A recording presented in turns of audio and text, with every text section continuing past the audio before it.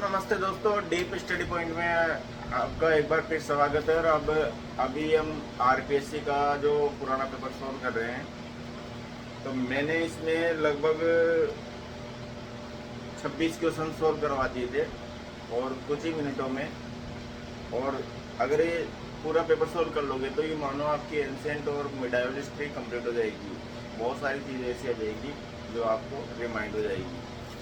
लेकिन सर एक ही इस वीडियो को आपको बार बार देखना पड़ेगा और जहाँ जहाँ पर भी दिक्कत आए वहाँ पॉज करके उसको दोबारा सुनो कि इसने क्या बोला था। क्योंकि भाई मेरे पास बोर्ड भी सीमित है और मेरे पास ये सिस्टम भी है। मुझे एडिट करना भी नहीं आता, मैं डायरेक्ट पढ़ाता ही हूँ। मेरे पास सिर्फ नॉलेज है। आप नॉलेज जितना ले सकते हो वो उतना ले सकते हो। खैर उन चीज़ों को छोड़ते हैं। और जो भाई IAS और RS की तैयारी कर रहा है तो उसके लिए बहुत सीरियस है। और जो कोई PTT वगैरह इनकी तैयारी कर रहा है तो उसके लिए भी तो बेहतर है। साइंस वाला स्टूडेंट वगैरह है तो उसको जीके वगैरह इतिहास वगैरह नहीं है। मैं ज्योग्राफी और पॉलिटिकल वो भी मेन चीज़ें बताऊँगा आपको। जितना मेरे में नॉलेज है उतना सब कुछ बताऊँगा। आप धैर्य रखिए, सारा इसी प्लेटफॉर्म पे मिल जाएगा आपको। और विदाउट किसी भी फीस के, विदाउट किसी भी पेमेंट के। मेरे पास में एक यूट्यूब चैनल है और एक ये वाला चैनल है। डॉक्टर राजेश कुमार मीणा के नाम से मिल जाएगा। मैं लिंक सेंड कर दूँगा। और एक ये है। तो अब दूसरा सवाल करते हैं। 27वां सवाल ये देखो, 27वां सवाल आ गया। 27वां सवाल ये यहाँ पर पूछा है कि निम्नलिखित में से अब्दुल वाहिद बिलग्रामी की कौन सी रचना में कृष्ण, मुरली, गोपियाँ, राधा आदि शब्दों की सूफी रहस्यवादी अर्थों में समझाया गया है। मतलब अब्दुल वाहिद बिलग्रामी की किन रचनाओं में मुरली, कृष्ण, गोपियाँ, राधा आदि शब्दों को रहस्यवादी अर्थों में समझाया गया है। तो इसका राइट आंसर है हकीक ए हिंद। ये क्वेश्चन है हकीक ए हिंद। हकीक ए हिंद इस पुस्तक में जो कृष्ण जी के बारे में, गोपियों के बारे में, राधा जी के बारे में ये सब कुछ बताया गया है। और इसके लेखक है अब्दुल वाहिद बिलग्रामी। ये अब्दुल वाहिद बिलग्रामी, ये इसके राइट है। ठीक है, देख लेना। मैं वैसे जानबूझ के सही नहीं लिखता हूँ ताकि वो नोटिस देखें। मेरे भी नहीं, अब्दुल वाहिद बिलग्रामी है। 28वां क्वेश्चन अपन देखते हैं। 28वां क्वेश्चन है, ये आपको क्वेश्चन में मैं दिखा के चलता हूँ। उस शासक का नाम बताइए जिसने शाही रसोई में सोने और चांदी के बर्तनों के उपयोग पर प्रतिबंध लगा दिया गया था। वो शाही शासक कौन था? तो भाई इसमें इल्तुतमिश, अलाउद्दीन खलजी, मोहम्मद बिन तुगलक, फिरोज तुगलक और अनुतरित। ये बड़ा टीडियस क्वेश्चन है, मैंने इसको अभी छोड़ दिया है। वैसे इसका आंसर होना चाहिए अलाउद्दीन खलजी, क्योंकि वो बहुत मितव्ययी था और उसने बाजार नियंत्रण वगैरह सब कुछ लगा दिया था। लेकिन अभी हम कह नहीं सकते, इसका उत्तर ढूंढ के आपको बताया जाएगा। इसके बाद में 28वां क्वेश्चन है कि भारत में इमारतों के अंतर्गत 4 केंद्रित मेहराब की शुरुआत किस राजवंश के द्वारा की गई? मतलब इमारतों के अंतर्गत 4 केंद्रित मेहराब की शुरुआत, मतलब जैसे 4 मेहराब होते हैं इस तरीके से 4। तो ये मेहराब की शुरुआत किसने की गई थी? तो ये सबसे पहले तुगलक सुल्तानों ने की गई थी। तुगलक सुल्तान के द्वारा, तुगलकों द्वारा।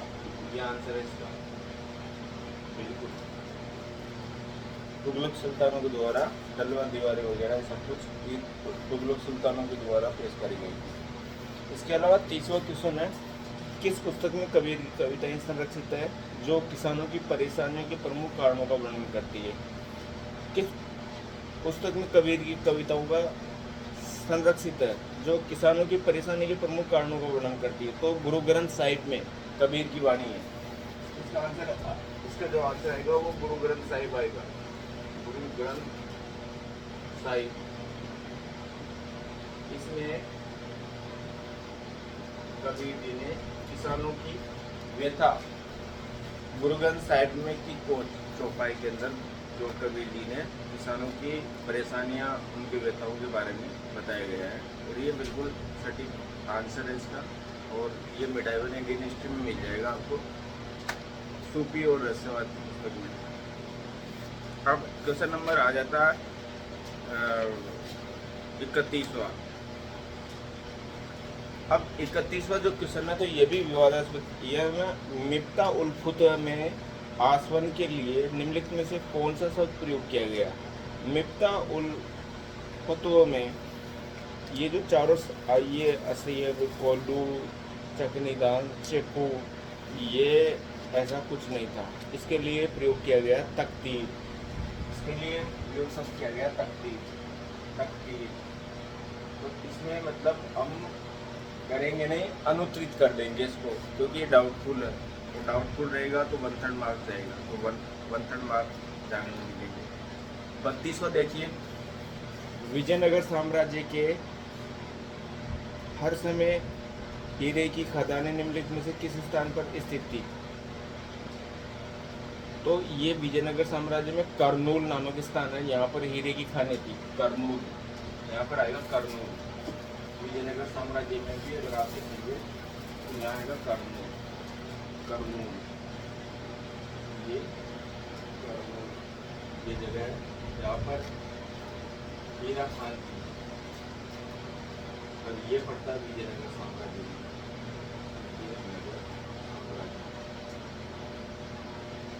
ठीक है, यहाँ जो कृष्णदेव राय वगैरह जो शासक रहे थे, यहाँ पर तेलुगु भाषा के अष्टकवि थे।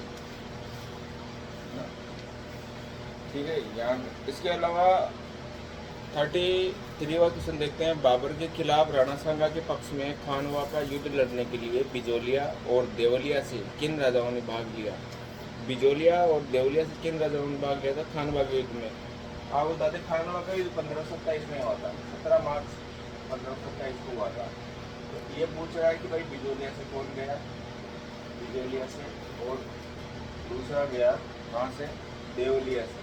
देवलिया तो 2 सरदार गए थे भाई, जिनका नाम है, एक का नाम तो गोकुलदास परमार, ये गए थे बिजोलिया से। यहाँ से बिजोलिया से गए थे गोकुलदास परमार। गोकुलदास परमार ये बिजोलिया से गए थे, और देवलिया से गए थे वो थे रावत बाग सिंह। रावत बाग सिंह ये देवलिया से गया था राणा सांगा की साइड देने के लिए। राणा बिजोलिया से गया था गोकुलदास परमार, और देवलिया से गया था रावत बाग सिंह। और ये क्वेश्चन नंबर 33 है। 34 देखते क्वेश्चन नंबर 34, आप देख सकते हैं। 34 क्वेश्चन में मध्यकालीन डाक व्यवस्था के संबंध में निम्नलिखित में से कथनों को पढ़िए और सही विकल्प का चयन कीजिए। तो अश्व डाक व्यवस्था उलूक कहलाती थी, पैदल डाक व्यवस्था दावा कहलाती थी। तो इसमें दोनों सही है, बिल्कुल। अश्व जो डाक व्यवस्था थी उसे उलूक कहा जाता था। तो अश्व डाक व्यवस्था थी उसे उलूक कहा जाता था, उलूक। और जो पैदल डाक व्यवस्था थी, पैदल को कहा जाता दावा। दावा ये डाक व्यवस्था थी, मध्यकालीन डाक व्यवस्था। ठीक है, जिस भाई की समझ में नहीं आ रहा दोबारा वो कमेंट करके पूछ सकता है। मेरी आवाज़ तो सुन रहे हो ना? ठीक है, क्वेश्चन भी बोल रहा हूँ, उत्तर बता रहा हूँ। तो अशोक सेना को उलूक कहा जाता था मध्यकालीन भारत में, और पैदल सेना को दावा के नाम से जाना जाता था। और एक क्वेश्चन आ चुका RPSC कॉलेज वाक़ा था 2025 के अंदर, ये पेपर रहा मेरे पास। तो इसमें A और B दोनों सही आ जाएंगे, O और B दोनों सही आ जाएंगे। अब आ जाते हैं 34 बात 35 क्वेश्चन। 35 क्वेश्चन है। 35 वाला जो क्वेश्चन है इसमें है, शेरशाह के प्रशासन में कारकुन सरकारी अभिलेख किस भाषा में रखते थे? कारकुन, देखो शेरशाह के प्रशासन में कारकुन, कनकूत, 2 अधिकारी होते थे, फारसी वाला, हिंदी वाला। तो ये कारकुन जो सरकारी अभिलेख किस भाषा में रखते थे? तो ये रखते थे फारसी भाषा में। आंसर आएगा फारसी। फारसी भाषा में रखते थे कारकुन। और ये जो कारकुन जो था ये स्वतंत्र अधिकारी था, और इसके नियंत्रण में राजस्व व्यवस्था होती थी शेरशाह की। और ये फारसी भाषा में अभिलेखों का रिकॉर्ड लिखता था। ठीक है, यहाँ तक की बात समझ आए। अब आता है 36 क्वेश्चन। 36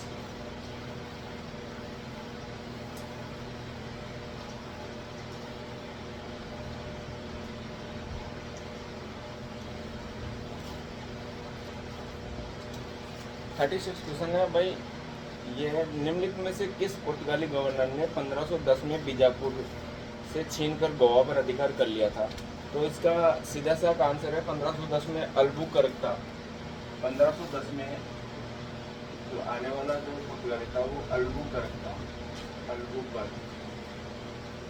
तो इसने बीजापुर से छीना गोवा, ठीक है, इसने बीजापुर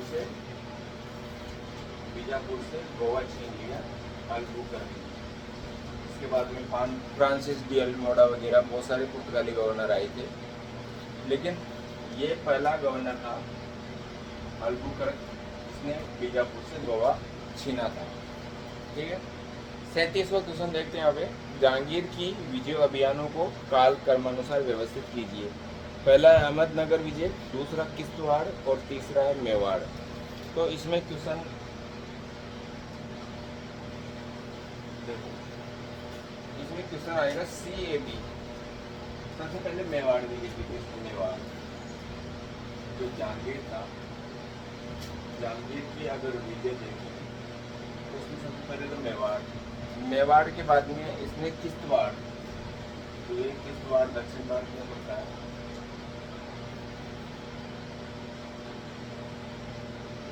किश्तवाड़। और तीसरे नंबर पे जो जीता था उसने वो क्या बोलते हैं, अहमदनगर।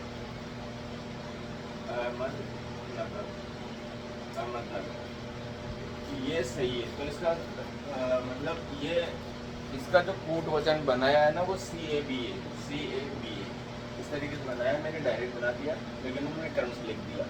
पहली विजय जहांगीर की थी मेवाड़, दूसरी किश्तवाड़ और तीसरी थी अहमदनगर, ठीक है। तो पेपर के अकॉर्डिंग पेपर अलग सीरीज आता है, तो उस हिसाब से आप देख लेना।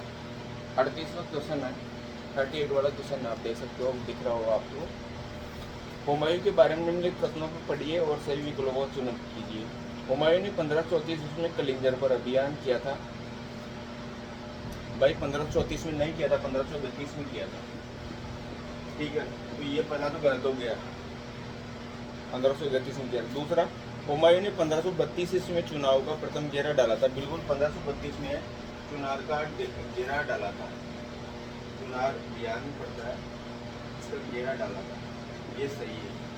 इसके अलावा उसने अपने भाई हिंदाल को संभल का क्षेत्र दिया। भाई इसको संभल का क्षेत्र हिंदाल को नहीं दिया, अस्करी को दिया था, ठीक है, इसने अस्करी को दिया था। अस्करी को जो है संभल का क्षेत्र दिया था, संभल, ठीक है। इस तरीके से हुमायूं वाला क्वेश्चन कर दोगे, ठीक है। चुनाव यह पहला जो क्वेश्चन था, हुमायूं ने 1534 में कलिंजर का अभियान किया था, नहीं किया था, 1532 में किया था। यहाँ 1534 लिखा हुआ था, इसलिए गलत है, तो ये सही है 1532। चुनाव का घेरा 1532 में डाला, ये सही है। और अस्करी को संभल की जागीरी दी थी, ठीक है। और जिंदाल को अलवर साइड की जागीरी दी थी, ठीक है। तो कामरान, अस्करी, जिंदाल और हुमायूं, ये तीन बाबर के बेटे थे। ये हो गया क्वेश्चन नंबर 38। यार वीडियो थोड़ा बड़ा बन रहा है और आप बोर ना हो जाओ, मुझे डर लग रहा है, लेकिन पेपर भी सोल्व करेंगे पूरा। अब क्वेश्चन नंबर 39 आ रहा है, अकबर के दरबार में जैन भिक्षुओं को लाने में निम्न में से किस व्यक्ति की महत्वपूर्ण भूमिका थी? इसमें जगत सिंह, रणछोड़ भट्ट, करमचंद, दलपत सिंह और अनुत्तरित। तो इसमें आंसर है करमचंद। तो ये जो करमचंद है, ये जैन साधुओं को अकबर के दरबार में लेके आया था, करमचंद, ये याद रखना, करमचंद। करमचंद ये होता है जिसने जैन भिक्षुओं को अकबर के दरबार में लाया था, हर अकबर के दरबार में लाया था करमचंद आंसर आएगा इसका, ठीक है, दिख रहा होगा आपको अच्छे तरीके से। इसके अलावा 40वां क्वेश्चन देखो, निम्न में से किस मुगल सम्राट के शासनकाल में अब्दुल्ला उज़्बेक ने बदख्शा पर अधिकार कर लिया था? तो अकबर के समय पर, अकबर के समय पर। भाई ये क्वेश्चन भी बिल्कुल सही है। ये जो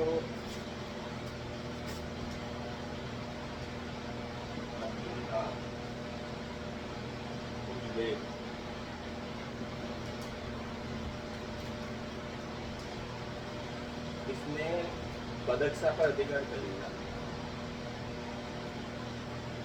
बदक्षा पर अधिकार कर लिया था। और ये उस समय था अकबर, अकबर के समय पे ये काम किया था, ठीक है। तो ये आंसर आएगा इसका अकबर, अकबर के समय अब्दुल्ला उज़्बेक ने बदक्षा पर अधिकार कर लिया था, ये आंसर सही है। इसके अलावा 41वां देखो, मुगल काल के दौरान फरमान ए सबाती किस अधिकारी को नियुक्ति पत्र था? फरमान ए सबाती, तो ये ध्यान रखना, ये भी बहुत इंपॉर्टेंट क्वेश्चन। फरमान ए सबाती, फरमान ए सबाती, ये किस अधिकारी का नियुक्ति पत्र होता था? तो ये होता था सूबेदार का, ये होता था सूबेदार। क्योंकि अकबर का जो प्रांत पूरा साम्राज्य होता था, फिर प्रांतों में बटा हुआ था, फिर सूबों में बटा हुआ था, फिर जिलों में बटा हुआ था, सिख में बटा हुआ था, सिख दारा में, ऐसे बहुत सारे निचली ग्रामीण ग्रामीण व्यवस्था होती थी। तो सूबेदार का जो ये फरमाने सबाती आता था, वो सूबेदार के नाम आता था, ठीक है। इसके अलावा 42 देखते हैं। 42 में मुगल बादशाह का कौन सा व्यक्तिगत निवास था जहां बादशाह उच्च पदाधिकारियों के साथ महत्वपूर्ण विषयों पर विचार विमर्श करता था? तो ये गुलशन खाना, गुसल खाना, ये याद रखना, ये बहुत इंपॉर्टेंट है। गुसल खाना, यहाँ पर कुछ अधिकारियों से बातचीत करना था मुगल बादशाह, कुछ अधिकारियों से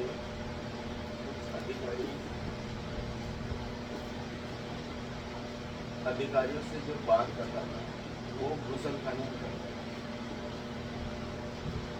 गुसल खाना, ये पहले भी क्वेश्चन आ चुका और इस बार भी क्वेश्चन दिए हैं, बिल्कुल सिंपल क्वेश्चन है। गुसल खाने के अंदर अकबर महत्वपूर्ण विषयों पर चर्चा करता था उच्च अधिकारियों पर, अपने जो उच्च अधिकारी होते थे।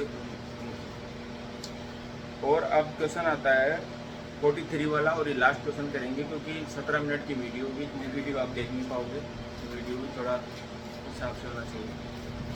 निम्नलिखित में से किस इतिहासकार ने, देख लो, इतिहासकार ने मुगल साम्राज्य के पतन के लिए मनसब एवं जागीरदारी प्रणाली की असफलता को उत्तरदायी बताया? कौन से इतिहासकार ने मनसबदारी प्रथा, क्योंकि पता है मुगल काल में मनसबदारी प्रथा थी और जागीरदारी, मनसबदारी और जागीरदारी, ये मनसबदारी और दूसरा था जागीरदारी। तो यही क्वेश्चन पूछ रहा है कि इसको कौन से इतिहासकार ने मुगल साम्राज्य के पतन के लिए इसको उत्तरदायी माना, मनसबदारी और जागीरदारी को? तो इसका आंसर है सतीश चंद्रा, ये आंसर है इसका। और इस किताब में आपको बढ़िया से मिल जाएगा, सतीश चंद्रा की किताब भी मिल जाएगी, इसमें पूरा अकबर का शासन प्रणाली दे रखी है। तो मैंने अभी 43 क्वेश्चन कर दिए, बाकी जो क्वेश्चन है वो कल चर्चा करेंगे। तब तक के लिए वीडियो को देखिए। जय हिंद, जय भारत।